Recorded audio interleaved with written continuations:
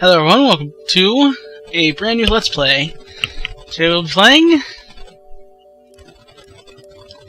Fortune Street. Oh, that is loud. I'm going to be doing all the boards on standard rules. Easy and standard rules have different, well, rules, but I'll be playing standard rules just for the sake of playing standard rules, I suppose. There's really no reason. I just find standard rules to be a little more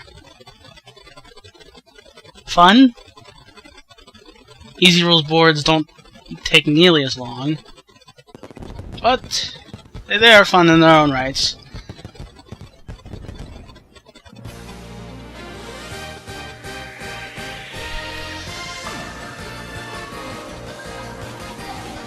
Alright, we can probably go ahead and skip this now. Anyway, the only drawback to playing alone is you can only play as you are me. It's very unfortunate, but that's the way the game works. So, we're going to be playing in tour mode. Start the new game. Unfortunately, I haven't technically beat every board. Technically. Just the one. But for the majority of them, I have beat them. We're going to be going in order from the Dragon Quest Tour, the Super Mario Tour, and then finally the Special Tour. I'll probably break the videos up into one, maybe two, or into two, maybe three videos apiece, just to keep things not terribly long for everyone. Boards will get longer as they go on. I may even go back and forth between Dragon Quest and Super Mario Tour, just to have a little more variety in between. And the Special Tour is just a combination of 3 Dragon Quest related boards and 3 Mario related boards. Nothing that special. These are generally longer than the other 2 tours though. And the way you unlock the Special Tour is by beating every Dragon Quest and Super Mario Tour board, and you have to get the win condition. Usually, the win condition is like get 3rd or higher, sometimes even 2nd or higher, and the later boards will require you to even get 1st. That's the way it works. Anyway, I'm going to jump straight into our first board, which is Castle Trodain, and explain how the game works from there. Not a super popular game here in America, but I have seen other people play it, but some people may not be too familiar with this. Anyway, order is determined by these little slots. Highest number goes first, lowest number goes last. Simple as that. Generally, you don't want to go last. Going first is always a bonus, but I can't complain about going 2nd. I really can't. Anyway, here we have the rules for the game. Target amount is basically how much net worth you need to win the game. Your bankruptcy limit is how many players can go bankrupt before the game ends. And victory positions is what I talked about earlier. You must get 3rd, 2nd, or 1st to quote-unquote win the board. Winning the board only allows you to go on further and eventually play the Special Tour. Anyway, enough about that. Let's get into the game. I do have the game on the faster setting. The slower settings just go way too slow. Alright, so in standard rules here, let's go and view the board really quick and go over all our squares. You have different colored squares.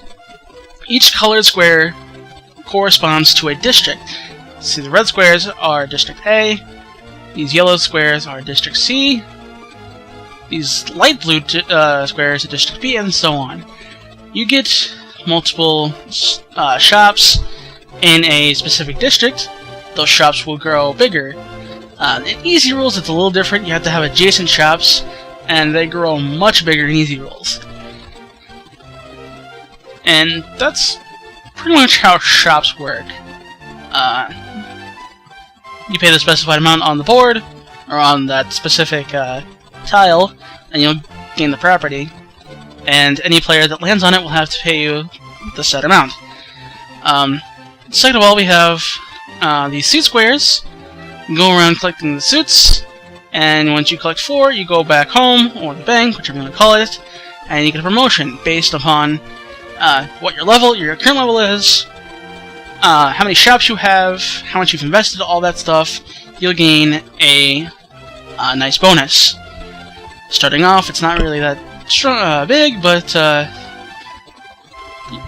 when you do carry on to the game, you do get more of a gold bonus. Speaking of gold, you see that every player has 2 different amounts. The first amount is your ready cash, how much actual gold you have on you, and your net worth, which is your total gold, which is calculated by how much ready cash you have and by your properties.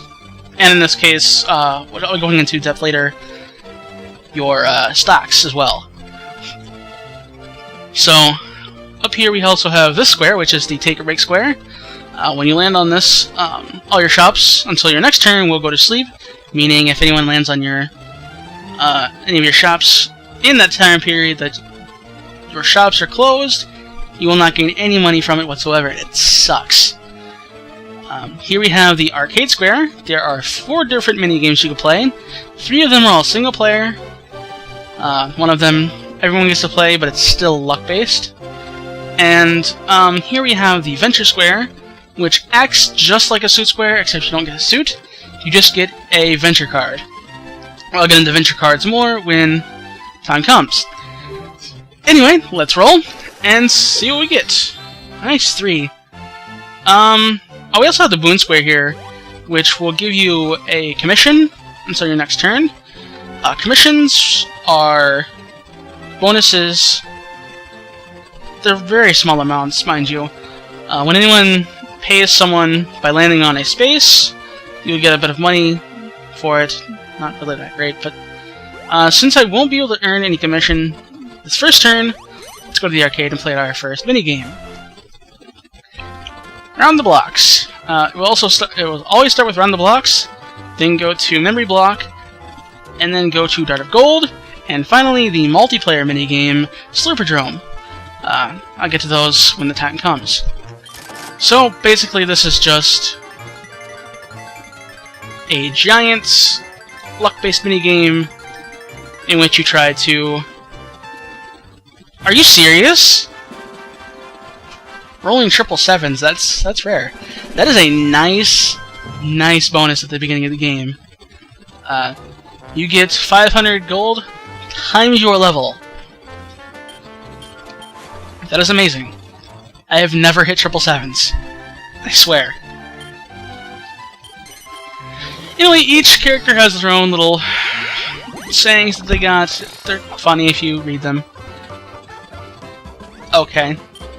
That one's kind of pointless. There's only one shop as of right now that's even there. Okay. Okay, wow. Some turns are just uneventful like that one.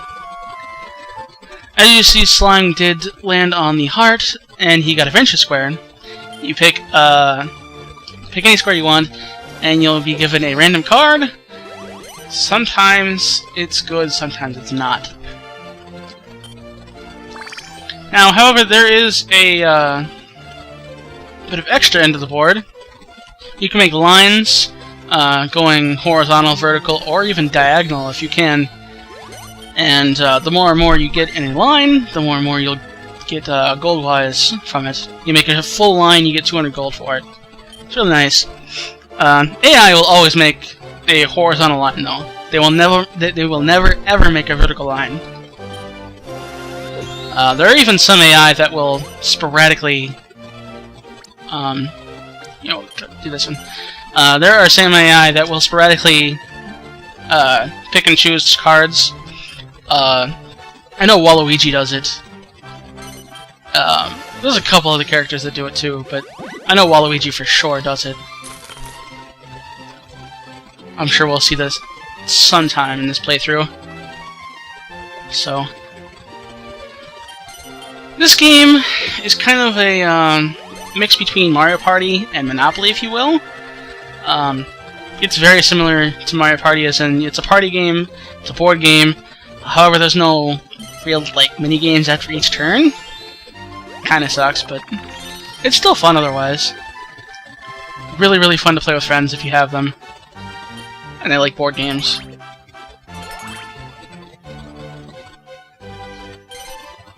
Even then, fun to play alone. And you see I'm going to pick up my second shop in District D. And that'll put me in a decent spot. And I see they don't get too much bigger. Like I said, in easy rules, if you get 2 adjacent shops, they will double in size. It is just insane how much they grow. But there's some easy ways to make some cash in standard rules just as easy. And look, that shop's already paying off. And of course, getting that 777s at the beginning of the game really, really put me in the lead. I'm going to be in the lead for quite some time, even. And that's fantastic for me.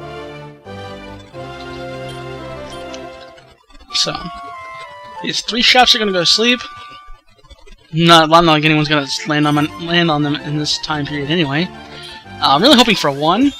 Oh, that works too. I was trying to get that other shop in District D, but oh well. That's fine. Shops are shops.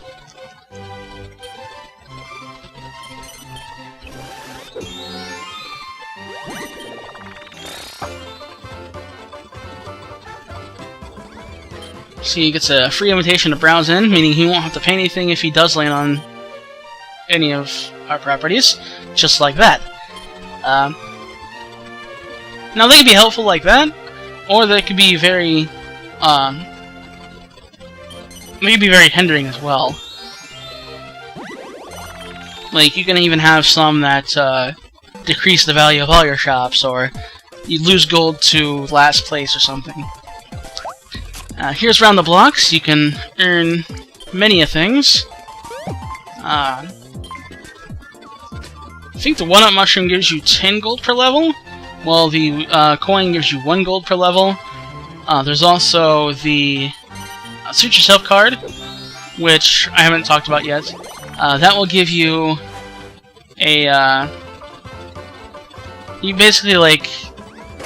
oh, what do you call it? Oh, Suit Yourself card, right there. It's basically like, a wild card. Oh, nice! Everyone gets one. I'll take that. That kind of evens the playing field. Now, on a board like this, it doesn't really make much sense to get 1. But if you do get 2, you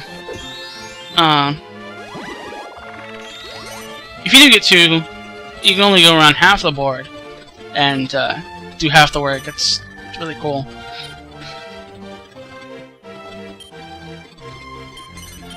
Now, if you land on someone's property, you can either just end a turn there, or if you have enough money, you can buy out the shop by paying 5 times its value. It is only beneficial to buy out a property if A, it decreases the value of their other shops in that district or in that line, or B, that is the last shop in a said district or line that you don't own. I really don't see any other time or place where it would be beneficial for a player to do so.